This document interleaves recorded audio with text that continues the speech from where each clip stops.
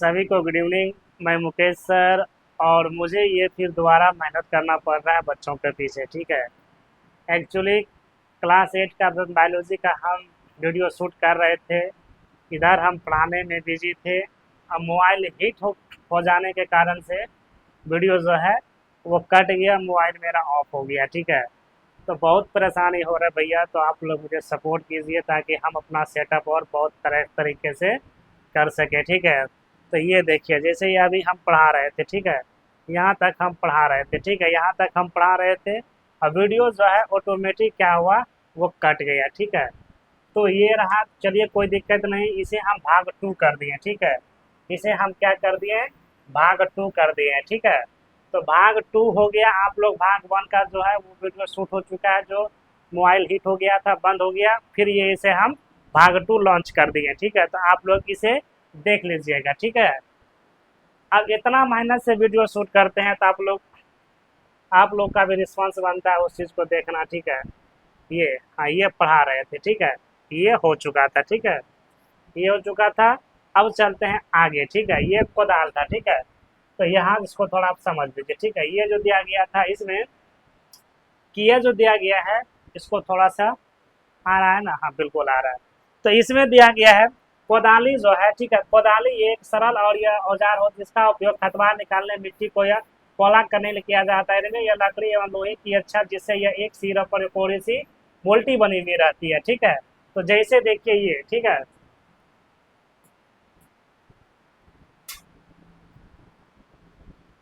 जैसे ये रहा, ठीक है। ये जो है, ये है, ठीक है। यही है, दिखाई दे रहा है सभी को? हाँ देता होगा, ठीक है। हाँ ठीक है, दे रहा है। तो ये मेरा जो है कोदार है, ठीक है। ये मेरा की है कोदार है, समझे। ये मेरा की है कोदार है, ठीक है। ये पकड़ है, हैंडल है, जोत है, छड़ है, कोदाली है और मुंह प्लेट है, इसी से वो कोड़ते हैं। तो इसमें दिया गया रहा था, इतना औजार लगी होती है, ब्लेड की तरह कार्य करती, जिसका दूसरा सिरा पशुओं द्वारा खींचता है, जिन्हें ये कल्टीवेटर आजकल जो है, कल्टीवेटर, हाँ यहाँ से ये इंपॉर्टेंट है, ये आ गया अब कल्टीवेटर, ठीक है। अब ये आ गया कल्टीवेटर। कल्टीवेटर क्या होता है, ये देख रहे हैं, ये फार को ही हम लोग क्या कहते हैं, कल्टीवेटर कहते हैं। पहले जो था इससे हम लोग जो है खेत को जोतते थे, अब धीरे धीरे ये आ गया है, ठीक है। तो आजकल जोताई ट्रैक्टर द्वारा संचालित या कल्टीवेटर से की जाती है। कल्टीवेटर के उपयोग से श्रम और समय दोनों की बचत होती है, ठीक है। उसके बाद फिर देखिए दिया गया है बुआई, ठीक है। बुआई क्या दिया गया, बुआई फसल उत्पादन का, ठीक है। इसमें दिया गया है कि बुआई फसल उत्पादन का सबसे महत्वपूर्ण चरण है। बोने से पहले अच्छी गुणवत्ता वाले फसल स्वास्थ्य बीजों का चयन किया जाता है। किसान अधिक उपज वाले जो बीजों का प्राथमिकता देखते हैं। तो अब यहाँ से ये बूझो जो है, ये प्यारी, समझे इसका नाम क्या था, प्यारी, समझे इसका नाम क्या था, प्यारी, समझे ना। तो ये प्यारी बहुत बड़ा ही शानदार प्रश्न पूछती है अपने माँ से कि एक दिन मैंने अपनी माँ को देखा कि माँ ये चने के कुछ बीज एक बर्तन में रखकर उसमें कुछ पानी डाल रही थी। कुछ मिनट पश्चात ये कुछ जीव पानी के ऊपर यह तैरने लगते हैं। मुझे आश्चर्य हुआ कि कुछ जीवों में पानी के अंदर क्यों तैरते हैं, ठीक है, क्यों तैरते हैं। तो बहुत सी ऐसे जीव देखिएगा, बीज जो है चना हो गया, मटर हो गया, तो अगर आप उसे पानी दीजिएगा जो सही होगा वो नीचे बैठ जाएगा, और जिसमें से बुरबड़ा होगा या खराब होगा वो पानी में तैरने लगता है, ठीक है।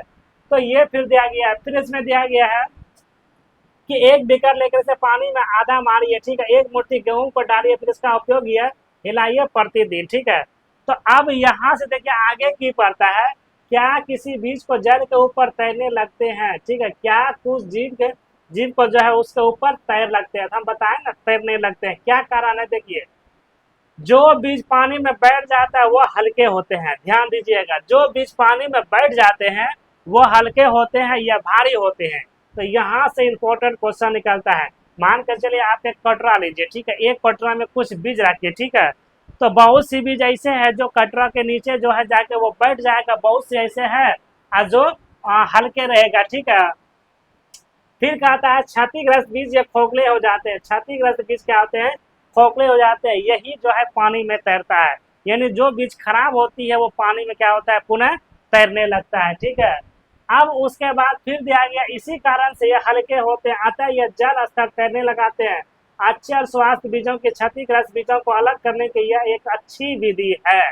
ठीक है, ये एक अच्छी विधि है। अगर आपसे कोई पूछेगा कि फसलों का अच्छी विधि क्या है, तो पानी दे देना, आप लोग को पता चल जाएगा। फिर इसमें दिया गया है बुवाई से पहले बीजों के औजार के बारे में जानना आवश्यक होता है, जिसे ये चित्र दिया गया है। इसमें दिया गया परंपरागत औजार। ठीक है, तो परंपरागत रूप से बीजों की बुवाई में इस्तेमाल किए जाने वाला औजार यह कीट के आकार का होता है। चित्र 1 देख रहे हैं ना, बीजों को कीट के अंदर एक डालने का यह 2 या 3 नुकीले सिर वाले या पाइपों से गुजरते हैं, जिसके सिरे पर मिट्टी का बीज स्थगित होता है। ठीक है, बीजों का बीज क्या होता है, स्थगित होता है। फिर हम चलते हैं आगे, तो ये रहा। ठीक है, यही है। इसमें देखिए पाइप लगा हुआ, इसमें हम लोग बीज देते हैं, तो ये चलते रहता है, इसके अंदर बीज गिरते रहता है। ठीक है, तो ये है सील ड्रिल, समझे ना। फिर इसमें दिया गया है सील ड्रिल आजकल बुवाई के लिए ट्रैक्टर द्वारा संचालित सील ड्रिल चित्र 1.2 में है। इसका उपयोग होता है, इसके द्वारा बीजों का समान दूरी एवं गहराई बनी रहती है, सुनिश्चित करता है कि बुवाई के बाद बीजों मिट्टी द्वारा या गहराई, जिससे बीजों की पक्षियों द्वारा जाने से रोका जा सकता है। सीड ड्रिल द्वारा बुआई करने के समय एवं श्रम दोनों से बातचीत होती है। तो फिर यहाँ से एक प्रश्न निकलता है कि मेरे विद्यालय में समीप एक यह पौधाशाला है, नर्सरी है, जिसमें मैंने देखा कि पौधे के छोटे यह थोलों में है, इसे वह किस प्रकार क्यों रखा है, इसे जो है किस प्रकार क्यों रखा है। ठीक है, तो क्यों रखा है, तो फिर कहता है धान जैसे कुछ बीजों को यह पहले यह पौधशाला में उगाया जाता है। पौधे तैयार हो जाने पर उन्हें हाथों द्वारा खेत में रोप देते हैं। कुछ यह वन्य पौधे एवं पुष्पीय पौधे भी पौधशाला में उगाए जाते हैं। हाँ, हम उगाए जाता है। फिर दिया गया पौधे को अत्यधिक या घने होने को रोकने के लिए बीजों के बीच में उचित दूरी होना अत्यंत महत्वपूर्ण होता है। अत्यंत क्या होता है, महत्वपूर्ण होता है। पौधे को सूर्य का प्रकाश से पोषक एवं जल पर्याप्त मात्रा से प्राप्त होता है। अत्यधिक यह घनेपन को रोकने के लिए पौधे को निकाल कर उसे हटा दिया जाता है। यानी क्या कहता है कि अधिकतर जब आप घना पौधे को रोपिएगा तो उसका जो विकास यानी ग्रोथ है वो सही से नहीं हो पाएगा। ठीक है, वो सही से नहीं हो पाएगा, यही ये चीज कह रहा है। ठीक है, सही से नहीं हो पाएगा। ठीक है, अगर आप सभी को वीडियो पसंद आ रहा है तो आप लोग शेयर करें भाई, बड़ी दिक्कत होता है। फिर उसके बाद इसमें दिया गया है, फिर जो उसके बाद आगे इसमें की दिया गया है देख लेते हैं। हाँ, आगे फिर इसमें दिया गया यहाँ से है। ठीक है, तो ये प्रश्न निकलता है खाद एवं उर्वरक का मिलाना। ठीक है, खाद एवं उर्वरक का मिलाना। ठीक है, यानी यहाँ से क्वेश्चन में लिख सकते हैं खाद और उर्वरक किसे कहते हैं। ठीक है, तो आप यहाँ से पहले एक क्वेश्चन लिख लीजिए, तो खाद क्या हो जाएगा, खाद और उर्वरक ये दोनों एक ही है। ठीक है, हाँ, किसे कहते हैं, ये जो है दोनों एक ही है। ठीक है, खाद कोई उर्वरक, उर्वरक को ही हम लोग बोलते हैं खाद। ठीक है, ध्यान दीजिएगा। तो इसका जो आंसर हो जाएगा, ठीक, इसका आंसर हो जाएगा कि वह पदार्थ हो जाएगा। ठीक, वह पदार्थ, इसका आंसर। ठीक है, वह पदार्थ जिनसे, ठीक है, वह पदार्थ जिन्हें क्या लिखेंगे, जिन्हें मिट्टी में, ठीक है, जिन्हें मिट्टी में पोषक, ठीक है, पोषक स्तर क्या लिखेंगे, पोषक स्तर बनाए, ठीक है, बनाए रखने में, ठीक है, बनाए रखने के लिए, ठीक है, रखने के लिए मिलाया जाता है। ठीक है, मिलाया जाता है। ठीक है, उसे खाद, ठीक है, खाद उर्वरक, ठीक है, खाद उर्वरक कहते हैं। ठीक है, खाद उर्वरक कहते हैं। तो ये हो गया। उसके बाद फिर इसमें दिया गया है कि मैंने एक खेत में उगाने वाले ये स्वास्थ्य फसल पौधे को देखा, जबकि ये पास के खेतों से पौधे कमजोर थे। कुछ पौधे में अन्य पौधे की तुलना में ज्यादा अच्छी तरह से क्यों उगते हैं, ज्यादा अच्छी तरह से क्यों उगते हैं, तो हो सकता है उसमें उर्वरक की शक्ति क्या होगी, ज्यादा होगी। उसमें उर्वरक की शक्ति क्या होगी, ज्यादा होगी। मिट्टी फसल को खनिज पदार्थ प्रदान करती है, यह पोषक तत्वों को वृद्धि के लिए आवश्यक होती है। तो यहाँ से क्वेश्चन में निकलता है पौधे की वृद्धि के लिए क्या आवश्यक होती है। यहाँ से क्वेश्चन निकालिए ठीक है। यहाँ से क्वेश्चन निकलेगा पौधे की वृद्धि के लिए क्या आवश्यक होती है, तो यही होता है उर्वरक। क्या होता है? उर्वरक। ठीक है। फिर जो अगला दिया गया इसमें, क्षेत्रों में किसान के खेती के एक के बाद दूसरी फसल उगता है, खेत कभी यह खाली नहीं छोड़ जाता है। कल्पना कीजिए कि पोषक तत्व क्यों होता है। ठीक है, यह पोषक तत्व क्या है। ठीक है, यहाँ से क्वेश्चन निकलता है, कहता है कि आप कल्पना कीजिए कि पोषक तत्व क्या है। ठीक है, तो इसका आंसर जो है आप लोग कमेंट के माध्यम से मुझे देने का प्रयास कीजिए। ठीक है, तो दिया गया है कि फसल में लगातार उगने से मिट्टी में कुछ पोषक तत्व की कमी हो जाती है। इस क्षति को पूरा करने के हेतु यह किसान खेतों में, ठीक है, किसान जो है खेतों में, ठीक है, किसान जो है खेतों में, ठीक है, किसान इसको हटाना पड़ेगा। ठीक है, फिर इसमें दिया गया है किसान खेतों में खाद देता है। ठीक है, किसान खेतों में खाद देता है, यह प्रक्रमण खाद देना कहलाता है। ठीक है, यह प्रक्रमण खाद देना कहलाता है। अपर्याप्त खाद देने से पौधे कमजोर हो जाते हैं। यानी मान कर चलिए कह रहा है कि मान कर चलिए हमारे पास 2 या 3 पौधा है, उसका 100 ग्राम भोजन है। ठीक है, उसका 100 ग्राम भोजन है, उसको हम 150 ग्राम देने का प्रयास करें, तो वह पौधा में क्या वृद्धि होगा या फिर मर जाएगा? तो वह पौधा में वृद्धि होगा या फिर मर जाएगा? तो आप लोग इसका आंसर मुझे दीजिए। ठीक है, तो वही कहता है कि पौधे देने से कमजोर हो जाते हैं, यानी वह मर सकता है। तो खाद एवं कार्बनिक के जैविक पदार्थ है जो कि किसी पौधे जंतु अवशिष्ट प्राप्त होती है। किसान या पादप एवं जंतु अवशिष्ट के लिए एक गहरे में डाले जाते हैं तथा इसका अपघटन होने के लिए फूले से छोड़ देते हैं। अपघटन कुछ सूक्ष्म जीवों के द्वारा होता है। अपघटित खाद्य पदार्थ के रूप में उपयोगी किया जाता है। आप कक्षा 6 में पढ़ चुके हैं, ठीक है, कि कंपोस्टिंग अथवा केचुए द्वारा खाद तैयार करने की विषय आप लोगों ने पढ़ा होगा। केचुए, ठीक है, केचुआ को कंपोस्ट कैसे तैयार किया जाता है, तो ये हम लोग के गांव में भी होता था। ठीक है, तो फिर हम आगे चलते हैं,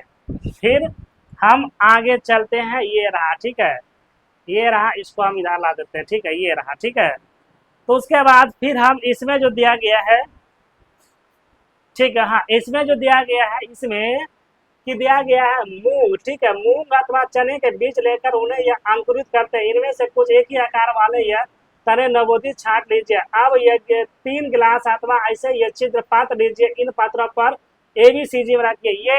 ये बता रहा है। ठीक है, ये बता रहा है करने के लिए। ठीक है, प्रयोगशाला तैयार। ठीक है, यह प्रयोगशाला तैयार है, इसमें कुछ नहीं है। ठीक है, इसमें जो है कुछ नहीं है। हाँ, यहाँ से एक चीज हो सकता है। ठीक है, यहाँ से एक चीज हो सकता है, जो देखते हैं क्या है। ठीक है, उर्वरक रासायनिक पदार्थ है। यहाँ से क्वेश्चन निकलता है उर्वरक जो है वो कौन सी पदार्थ होती है। ठीक है, क्या बोले, यहाँ से कुछ इंपॉर्टेंट है, उर्वरक कौन सी पदार्थ होती है। तो आप लोग यहाँ से क्वेश्चन लिखिए उर्वरक। ठीक है, उर्वरक कौन सी पदार्थ है। ठीक है, कौन सी पदार्थ है, तो इसका आंसर लिखिए उर्वरक। क्या हो जाएगा? उर्वरक रासायनिक। ठीक है, रासायनिक पदार्थ। ठीक है, रासायनिक पदार्थ होती है। यहाँ से एक क्वेश्चन और लिखिए, तो उर्वरक रासायनिक पदार्थ क्यों हुआ, क्या कारण है, आप लोग कमेंट में इसे बताइए। ठीक है, फिर इसमें दिया गया है समृद्ध होते हैं, खाद से कैसे विभिन्न है। उर्वरक का उत्पादन यह फैक्ट्रियों में किया जाता है। यहाँ से ये जो क्वेश्चन आप लोग लिख सकते हैं, उर्वरक का उत्पादन कहाँ किया जाता है, तो बड़े बड़े फैक्ट्रियों में इसका उत्पादन किया जाता है। ठीक है, तो फिर हम दिया गया है जैसे यूरिया हो गया, अमोनिया हो गया, सल्फेट हो गया, सुपर हो गया, फास्फोरस हो गया, पोटास हो गया, तो ये सब जो है उर्वरक का उदाहरण है। ठीक है, तो ये सब जो है उर्वरक का क्या है, उदाहरण है। ठीक है, उर्वरक का क्या है, उदाहरण है। तो यहाँ से क्वेश्चन में लिख सकते हैं उर्वरक का उदाहरण क्या है। ठीक है, उर्वरक का उदाहरण क्या है। ठीक है, यहाँ से हम लिख सकते हैं, क्वेश्चन दे के भी हम लोग लिख सकते हैं, या लिखिए उर्वरक का मुख्य उदाहरण क्या है। ठीक है, लिखेंगे उर्वरक। ठीक है, हाँ, उर्वरक का मुख्य उदाहरण क्या है। ठीक है, मुख्य उदाहरण। ठीक है, मुख्य उदाहरण क्या है। ठीक है, मुख्य उदाहरण क्या है, तो इसका हम लोग आंसर लिखेंगे उर्वरक। ठीक है, उर्वरक का मुख्य उदाहरण निम्नलिखित है। ठीक है, मुख्य उदाहरण निम्नलिखित है। क्या लिखेंगे? निम्नलिखित है। ठीक है, निम्नलिखित है। तो हम जैसे दे के लिखेंगे, जैसे दे के लिखेंगे यूरिया, क्या आपका हो जाएगा यूरिया, ठीक है, यूरिया हो जाएगा। उसके बाद अमोनिया हो जाएगा, ठीक है, अमोनिया, ठीक है, अमोनिया, ठीक है, अमोनियम, ठीक है, अमोनियम हो जाएगा। उसके बाद दिया गया है सल्फेट, ठीक है, सल्फेट। उसके बाद दिया गया है फास्फोरस, ठीक है, फाकस और फास फोकारोस, ठीक है, फास्फोरस इत्यादि। तो ये सब उर्वरक का क्या था, उदाहरण है, समझे ना। उसके बाद दिया गया इनका उपयोग जो है किसानों को गेहूं, धान तथा मक्का जैसी फसलों में अच्छी तरह से प्राप्त किया जाता है। तो यहाँ से हम क्वेश्चन भी लिख सकते हैं कि उर्वरक का उपयोग कहाँ किया जाता है, ठीक है, उर्वरक का उपयोग कहाँ किया जाता है, तो ये हम लिख सकते हैं, ठीक है, उर्वरक का उपयोग कहाँ किया जाता है। तो हम लोग बोलेंगे गेहूं और धान मक्का उगाने में उर्वरक का फसल अति उर्वरक का उपयोग किया जाता है, ठीक है। तो इसमें दिया है यह सहायता मिलती है परंतु, ठीक है, सहायता मिलती है परंतु उर्वरक को अत्यधिक उपयोग मिट्टी की उर्वरता में कमी आई है, यह जल प्रदूषण का भी स्रोत बन सकता है। अतः मिट्टी की उर्वरता बनाए रखने के लिए हमें उर्वरक के स्थान पर जैविक या खाद का उपयोग करना चाहिए। दो फसल के बीच खेतों में कुछ समय के लिए बिना कुछ उगाए उसे छोड़ देना चाहिए, ठीक है, बिना कुछ उगाए उसे छोड़ देना चाहिए, ठीक है। तो वही फिर दिया गया है कि खाद के उपयोग से मिट्टी के गठन एवं जल या अवशोषण या क्षमता में वृद्धि होती है। इससे यह मिट्टी में सभी पोषक तत्व की प्राप्ति हो जाती है। मिट्टी में पोषक तत्व की प्राप्ति का अन्य तरीका फसल चक्रण, या फसल के बाद यह खेत को दूसरे किस्म के फसल या एकांतर क्रम में उगा किया जाता है। पहले उत्तर भारत में किसान या फलीदार या चारा और एक ऋतु में उगाए जाते थे, फिर गेहूं दूसरी ऋतु में उगाया जाता था, फिर इससे मिट्टी के नाइट्रोजन का पुनः यह पूरण हो जाता था। किसानों को इस पद्धति के लिए अपनाने के लिए प्रोत्साहित किया जाता था। प्रोत्साहित मतलब होता है कि आप तरह तरह का काम कीजिए हर क्षण में, उसे हम लोग क्या कहते हैं, प्रोत्साहित कहते हैं, ठीक है। फिर अगला दिया गया है, ठीक है, अगला देखिए ये दिया गया, ये अंतर है, समझे ना, ये क्या है, अंतर है, समझे ना। ये हो सकता है ये पूछा भी जाएगा, ठीक है, ये क्लास 8 का जो है इम्पोर्टेंट है, ये हमेशा जो है याद रखने का योग्य से भी हम बोल सकते हैं, ठीक है।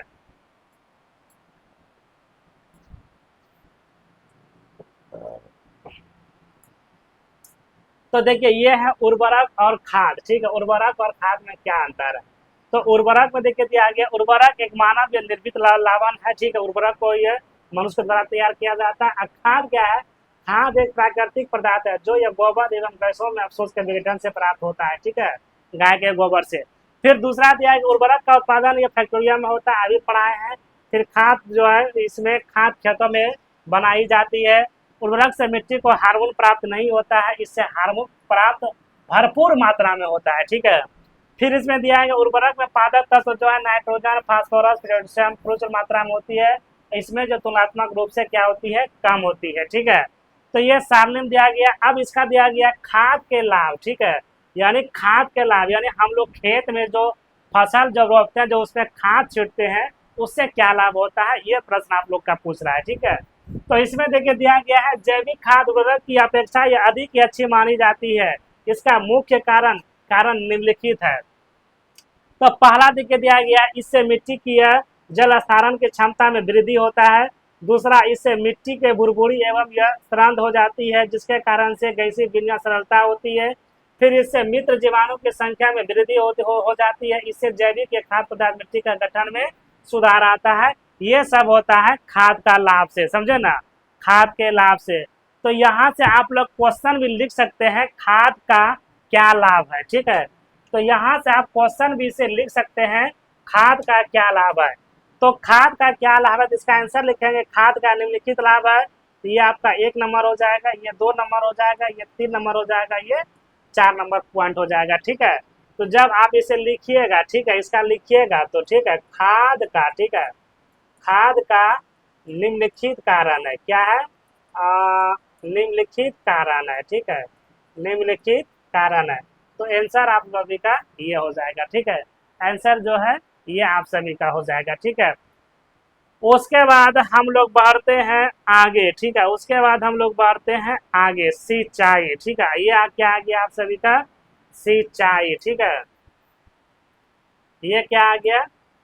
सिंचाई, ठीक है। तो ये आप सभी का सिंचाई आ गया, ठीक है। तो आप यहाँ से मूल रूप से भी क्वेश्चन हम लोग निकाल सकते हैं। सिंचाई, ठीक है। सिंचाई का उपयोग हम लोग कब करते हैं बउआ, तंता बताओ तो। सिंचाई का उपयोग हम लोग कब करते हैं बउआ, ये बता। या सिंचाई का स्रोत क्या है बउआ, ये भी बता। सिंचाई जो है ये कौन सा साधन है, प्राकृतिक साधन है या फिर मानव निर्मित साधन है? जितना हम प्रश्न बताएं कमेंट के माध्यम से मुझे बताने का प्रयास करो, ठीक है। तो ये है सिंचाई, तो इसको पढ़ते हैं पहले डीप में, ठीक है। ये सिंचाई क्या है? अगर आप सभी को वीडियो पसंद आ रहा है तो शेयर करो बउआ, ठीक है। बड़ी मेहनत लगता है वीडियो बनाने में, और खड़े रहते रहते जो है ना हम ये थक जाते हैं, यहाँ चलते चलते हम थक जाते हैं, ठीक है। तो इसमें देख के दिया गया है इसमें कि जीवित रहने के लिए, ठीक है, जीवित रहने के लिए प्रत्येक जीव को यह जल की आवश्यकता होती है। हाँ, प्रत्येक जीव को जीवित रहने के लिए जल की आवश्यकता होती है। तो आप ये बताइए तो कि मनुष्य के लिए जल ही जीवन क्यों हुआ, क्या कारण है? जैसे ये क्वेश्चन है ना, जीवित रहने के लिए प्रत्येक जीव की जल की आवश्यकता होती है, तो भाई क्यों होती है? तो हम लोग बोलेंगे जल के बिना हम लोग मर सकते हैं, इसीलिए जल जो है वो इम्पोर्टेंट है हम सभी के लाइफ में, ठीक है। तो ये अच्छी बात है, जल जो है इम्पोर्टेंट तो है ही, ठीक है। जल तो इम्पोर्टेंट है ही, जल के बिना कोई भी कार्य हम नहीं कर सकते हैं, ठीक है। कोई भी कार्य हम नहीं कर सकते, जल के बिना कोई भी कार्य पृथ्वी पर असंभव है, ठीक है। तो फिर दिया गया इसमें पौधे की वृद्धि, ठीक है, पौधे की वृद्धि एवं पौधे की वृद्धि, ठीक है। पौधे के वृद्धि एवं परिवर्धन के लिए जल का विशेष महत्व होता है। पौधे की जड़ों द्वारा यह जल का शोषण होता है, जिसके यह साथ यह खनिज यह और यह उर्वरक की आवश्यकता होती है। पौधे में लगभग 90% जल होता है। तो यहाँ से क्वेश्चन निकलता है पौधे में लगभग कितना परसेंट जल होता है? तो आप लोग अगर लिखिएगा तो लिख लीजिए, बड़ी इंपॉर्टेंट क्वेश्चन है, ठीक है। लिख सकते हैं, यहाँ से क्वेश्चन हम लिख सकते हैं, ठीक है। क्वेश्चन हम लिख सकते हैं कि पौधा में, ठीक है, लिख सकते हैं। अब पौधा में, ठीक है, पौधा में लगभग, ठीक है, पौधा में लगभग कितना प्रतिशत, ठीक है, कितना प्रतिशत जल की आवश्यकता होती है? आवश्यकता, ठीक है, आवश्यकता होती है। तो इसका हम लोग लिख सकते हैं कितना? 90%, ठीक है, 90% की आवश्यकता होती है, ठीक है, 90% की आवश्यकता होती है, ठीक है। तो अब फिर हम आगे बढ़ते हैं, दिया गया है जल आवश्यक क्यों है? जल आवश्यक क्यों है? बीजों का यह अनुकरण शुभ स्थिति में नहीं हो पाता है, ठीक है। जल में घुले एवं पोषक तत्व स्थानित के पौधे प्रत्येक भाग होते हैं। यह फसल या पाले एवं गर्म हवा से रक्षा करता है। स्वास्थ्य फसल वृद्धि के लिए मिट्टी के नमी को बनाए रखने के लिए खेत में नियमित रूप से जल देना आवश्यक होती है। फिर दिया गया है निश्चित अंतराल में खेतों के लिए जल को ही हम लोग क्या कहते हैं? सिंचाई कहते हैं। जल को ही हम लोग क्या कहते हैं? सिंचाई कहते हैं, ठीक है। जल को हम लोग क्या कहते हैं? सिंचाई कहते हैं। निश्चित अंतराल पर खेतों में जल देना उसे हम लोग क्या कहते हैं? सिंचाई कहते हैं। जैसे मान कर चलिए धान का खेत हम रोप दिए, मर रहा है, उसे पानी की आवश्यकता है, उसी को हम लोग क्या कहते हैं? सिंचाई कहते हैं, ठीक है। फिर दिया गया है सिंचाई का समय एवं बरामद के फसलन मिट्टी और ऋतुओं से विभिन्न होता है। गर्मी में पानी देने की आवश्यकता बरामद चक्र अधिक हो जाती है, ठीक है, अधिक हो जाती है। ऐसा क्यों होता है? क्या यह मिट्टी एवं पत्तियों में जल वाष्प की दरार अधिक हो जाने हो सकता है? हाँ हाँ, मान सकते हैं, हो सकता है। फिर ये बुझो प्रश्न कहता है इस वर्षा पानी देते समय अधिक सर्दक हो, पिछली गर्मियों में मेरे पौधे सूखे और यह मर गए थे। तो हम अगर पानी नहीं देंगे तो सूख जाएंगे ना। तो ये दिया गया है। अगला जो है सिंचाई का स्रोत, ठीक है, सिंचाई का स्रोत। तो आप लोग यहाँ से क्वेश्चन लिखिए तो सिंचाई के कितने स्रोत हैं, ठीक है। तो हम क्वेश्चन भी लिख सकते हैं सिंचाई के कितने स्रोत है, ठीक है। यहाँ से आप क्वेश्चन नोट कीजिए, ठीक है, यहाँ से जो है आप क्वेश्चन नोट कीजिए, ठीक है, यहाँ से आप क्वेश्चन नोट कीजिए सिंचाई के कितने स्रोत है, ठीक है। सिंचाई के कितने स्रोत है? सिंचाई के कितने स्रोत है? तो इसका आंसर लिखेंगे सिंचाई, ठीक है, सिंचाई का निम्नलिखित क्या हो जाएगा? निम्नलिखित स्रोत है, ठीक है, निम्नलिखित स्रोत है। तो ये आपका जैसे हो जाएगा, जैसे देखिए जैसे हो जाएगा आपका कुआं, नलकूप, तालाब, झील, नदियां, बांध, नहर इत्यादि, ये सब जो है इसका स्रोत है। ठीक है, फिर हम अगला चलते हैं।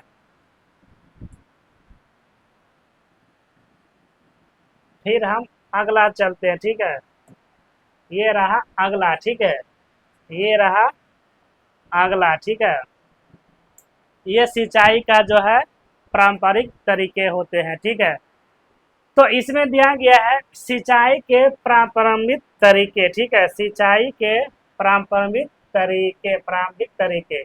तो कुआं, झील एवं नहर में यह उपलब्ध जल को निकाल कर खेतों तक पहुंचाने के तरीके को यह विभिन्न है, समझे ना। उसके बाद दिया गया है मवेशी अथवा मजदूर का विधियों में इस्तेमाल किया जाता है। यह रास्ते परंतु कम दक्ष है। विभिन्न प्रारंभिक स्रोत होते हैं। तो जैसे यहाँ देखिए लिख लग रहा है प्रारंभिक स्रोत। ठीक है, प्रारंभिक स्रोत कौन कौन से होते हैं, तो ये दिया गया मोटर, चैन पंप और ढेकनी। ढेकनी समझते हैं, ढेकनी ढेकनी है, देखिए यही ढेकनी है, यही ढेकनी है। जो बांस के किल्लियों में बनाया जाता है, उसे नीचे लोहा का जो जंगी रहता है उसे उठाया जाता है, पानी उसको क्या कहते हैं, ढेकनी कहते हैं। ठीक है, तो ढेकनी या फिर दिया गया इसके सहारा। ठीक है, जल को ऊपर खींचने के लिए, ठीक है, जल को ऊपर खींचने के समान यह पंप का उपयोग किया जाता है। पंप चलाने के लिए यह डीजल, बायोगैस, विद्युत एवं सौर ऊर्जा की उपयोग किया जाता है। तो ये ठीक है, इसे भी हम लोग मानते हैं। ये जो है बैल के द्वारा चलाया जाता है, ये चैन पंप है, समझे। ये कौन सा चैन पंप है, ये आपका मोट है, समझे ना। ये जो इसका क्या नाम है, ठीक है, इसका इसका इसका नाम नहीं दिया गया। ठीक है, इसका नाम नहीं दिया गया। ठीक है,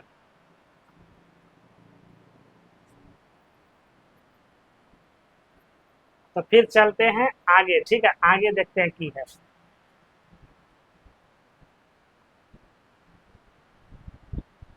आगे ये रहा। ठीक है, ये रहा सिंचाई का स्रोत, समझे ना।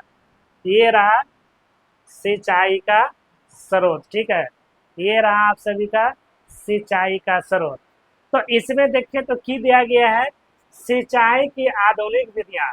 तो सिंचाई की आधुनिक विधियां द्वारा हम जल का उपयोग यह अद्वितीय से प्राप्त कर सकते हैं। जो दिया गया छिड़काव तंत्र दिया गया है, ये जो छिड़काव कर रहे हैं हम लोग। ठीक है, इसी को हम लोग क्या कहते हैं, ड्रिप। ये जो हमारा है ड्रिप है, ये पाइप यहाँ से गया है, इसमें से छोटे छोटे नल निकलता है, जिससे पानी है वो निकलता है, उसे हम लोग क्या कहते हैं, ड्रिप कहते हैं। ये है छिड़काव, ये क्या है, छिड़काव है, समझ। ये ड्रिप यंत्र है, इसमें कुछ नहीं है। फिर हम आगे चलते हैं। ठीक है, हाँ, आगे देखिए इसमें दिया गया है बोझो और पहली निकट के गेहूं के खेत पे गए। ठीक है, तो बोझो और पहली जो है ये गेहूं के निकट के खेत पे गए, और उन्होंने देखा कि खेत में फसल के साथ साथ कुछ अन्य भी उगे हुए हैं। ये देख रहा है, कुछ अन्य भी उगे हुए हैं। ठीक है, तो उसको हम लोग कहते हैं खतपारनाशी, माने खतपारनाशी।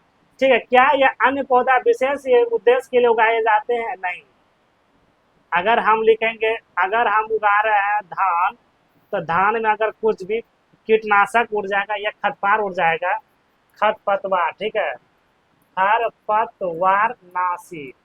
ठीक है, तो ये किसान मर ही जाएगा। ठीक है, फिर इसमें कहता है खेत में कई प्रकार के अन्य वांछित पौधे प्राकृतिक रूप से सरल के साथ साथ उगते हैं, इन्हें यह वांछित या हम लोग क्या कहते हैं, खरपतवार कहते हैं। जो मान के चलिए हम फसल उगाएं, उसके साथ अन्य फसल उगने का जो उत्पत्ति होता है उसे ही हम लोग क्या कहते हैं, खरपतवार नाशी कहते हैं। ठीक है, उसे हम लोग क्या कहते हैं, खरपतवार नाशी कहते हैं।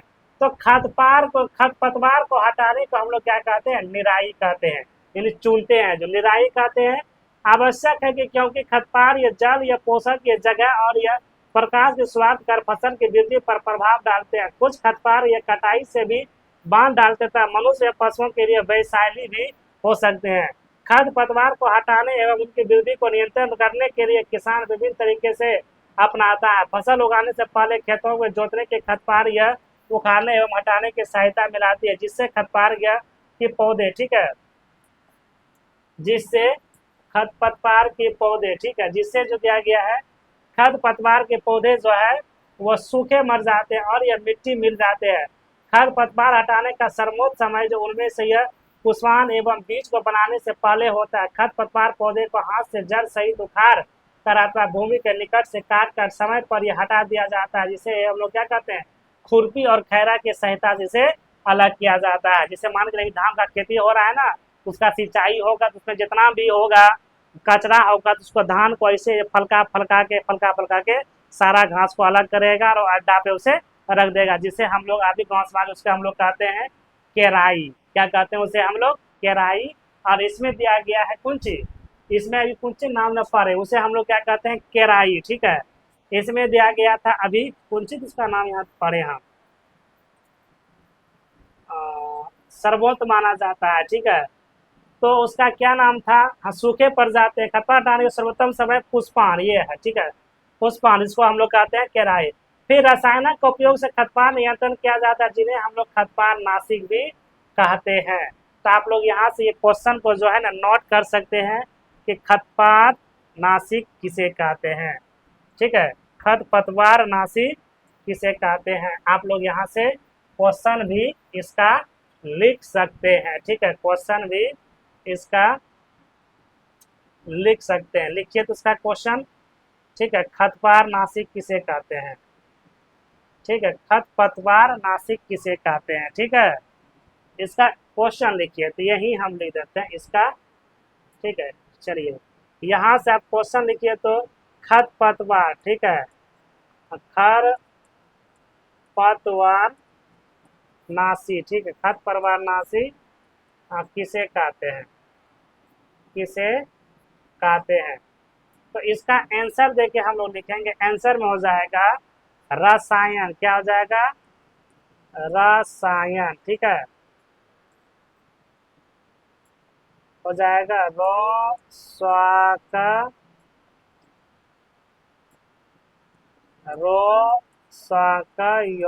ठीक है, रसायन, देखिए यहाँ से आंसर, रसायनों के उपयोग के भी खरपतवार का नियंत्रण किया जाता है, जिन्हें हम लोग खरपतवार नियंत्रण कहते हैं। ठीक है, जैसा खेतों में इनका छिड़काव किया जाता है जिससे खरपतवार पौधे मर जाते हैं, परंतु फसल को यह कोई हानि नहीं होती है, कोई हानि नहीं होती है। खरपतवार नाशी को यह जल में आवश्यकता अनुसार से मिलकर यह स्नेह या फुहारा की सहायता से खेतों में छिड़काव करते हैं। ठीक है, खेतों में छिड़काव करते हैं।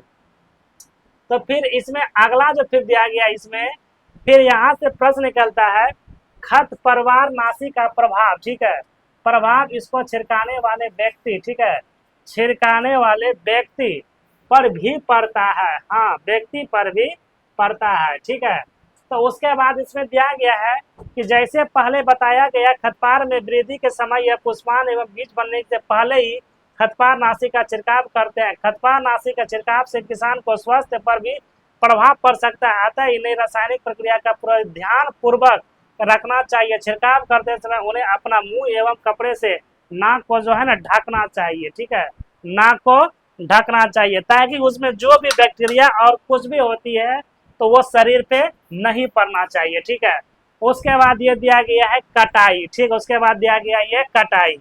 तो फसल की कटाई के एक महत्वपूर्ण कार्य है, फसल एक यह जाने के बाद उसे कटाई हम लोग कहते हैं। पक जाने के बाद उसे हम लोग क्या कहते हैं, कटाई कहते हैं। कटाई के दौरान यह दोनों पौधे खींच कर यह उखाड़ लिए अथवा यह उसे यह धरातल के पास से काट लेते हैं। एक अन्य अनाज फसल को पकने में लगभग 3 से 4 महीने लगते हैं। ठीक है, 3 से 4 महीने लगते हैं। जो इसमें दिया गया है कि हमारे देश में दराती के सहायता से हाथ द्वारा कटाई की जाती है। ठीक है, कटाई की जाती है। एक मशीन का उपयोग किया जाता है जिन्हें हम लोग क्या कहते हैं, हार्वेस्टर कहते हैं।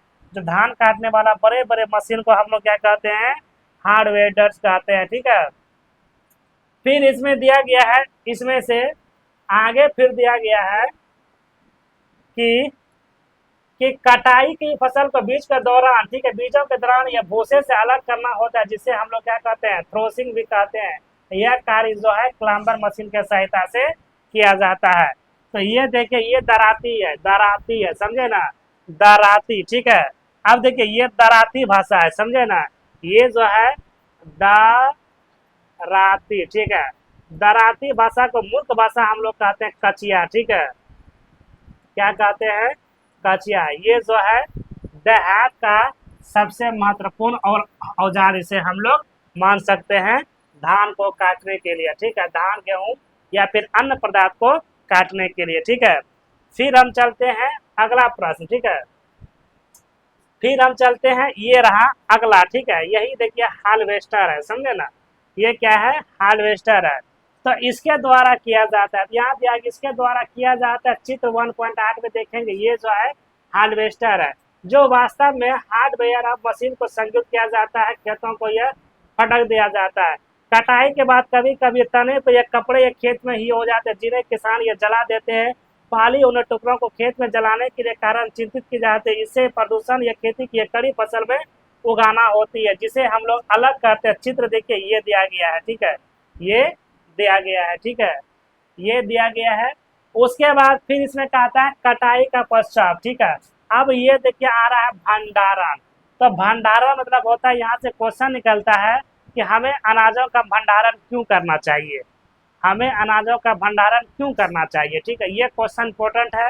अब बार बार ये टॉपिक में ये प्रश्न आता है, ठीक है। तो इसमें देखिए दिया गया है उत्पादन का भंडार, ठीक है, उत्पादन का भंडार महत्वपूर्ण कार्य है। यदि यह फसल में उत्पादन के अधिक के समय तक यह रखना हो तो उन्हें पानी, कीट या चूहे या सूक्ष्मदर्शी से सुरक्षित यह रखना होगा। ताजा फसल में नमी का मात्रा यह अधिक होती है। यदि फसल दोनों बीजों में सुखाया या बिना भंडारित किया जाता है तो उन्हें फसल को खराब अवस्था दौरान में अंकुरन को भंडारण के रूप में उपयोग की जाती है। भंडारण से पहले दोनों बीजों को धूप पर आवश्यक होती है, उसके उनकी नमी के कमी के कारण से ये आसानी से इसे हम लोग क्या कहते हैं, साइलोस कहते हैं, ठीक है।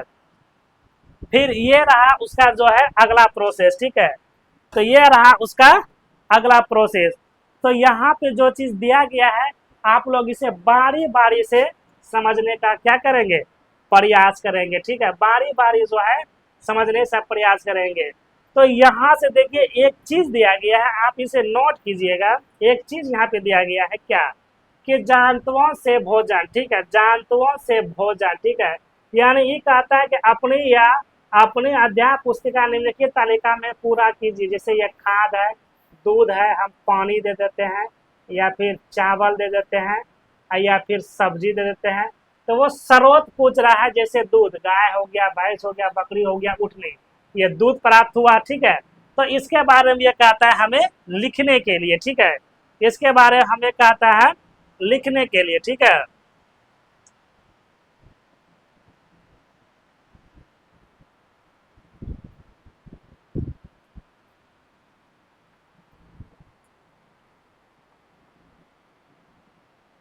तो इसके बारे में हम लोग को कहता है लिखने के लिए, ठीक है, तो आप लोग लिख लीजिएगा, उसे सारा प्रश्न था इसे लिख लीजिएगा। उसके बाद यहाँ से एक टॉपिक निकलता है कि उस सामने में यहाँ से पढ़िए, ठीक है, यहाँ से कि बीजों का चयन, बुआई इत्यादि इसी प्रकार से घरों में अथवा फॉर्म में पालन पर पालतू पशु को उचित या भोजन, आवास एवं देखभाल की आवश्यकता होती है, जिसे हम लोग उसे क्या कहते हैं, पशुपालन कहते हैं, जिसे हम लोग क्या कहते हैं, पशुपालन कहते हैं। अगर मानते चलिए बड़े बड़े पशुओं को हम पालेंगे, उसके लिए हमको घर उसका बनाना पड़ेगा, ठीक है, तभी उसका गुजारा हो सकता है, ठीक है। फिर अगला प्रश्न चलते हैं, अगला, ठीक है, ये रहा लास्ट का, समझे ना, ये है लास्ट का, ठीक है, ये है लास्ट टॉपिक, ठीक है, जो क्या हो जाएगा, ये खत्म हो जाएगा, ठीक है। तो इसमें से जो है सभी को हम बारी बारी सभी को समझा दिए हैं, ठीक है। अब जैसे देखिए इसमें दिया गया कौन चीज, आपने क्या सीखा, ठीक है, आपने क्या सीखा। तो कृषि पद्धतियों से हमें किस चीज की सीख मिलती है, अपनी बढ़ती हुई जनसंख्या को भोजन प्राप्त करने के लिए, ठीक है। पशुपालन से हमें क्या प्राप्त होता है, विशिष्ट कृषि पद्धतियों को अपनाना, ठीक है।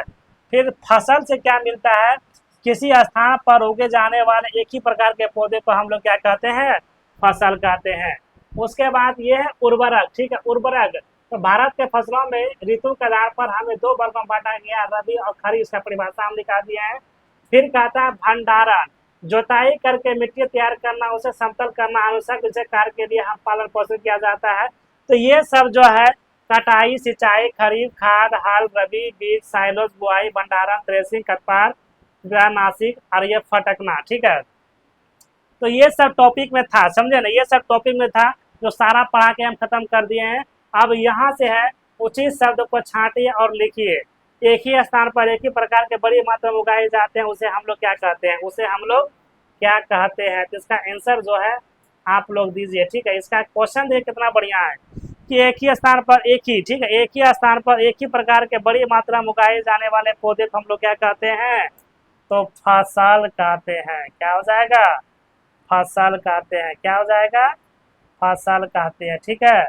चावल उगाने से पहले प्रथम चरण मिट्टी को क्या किया जाता है, तो उसे जो है ना क्या किया जाता है, उसे तैयारी किया जाता है। तो यहाँ हो जाएगा तैयारी, ये इसमें आपका हो जाएगा फसल, ठीक है। इसमें क्या हो जाएगा आपका फसल।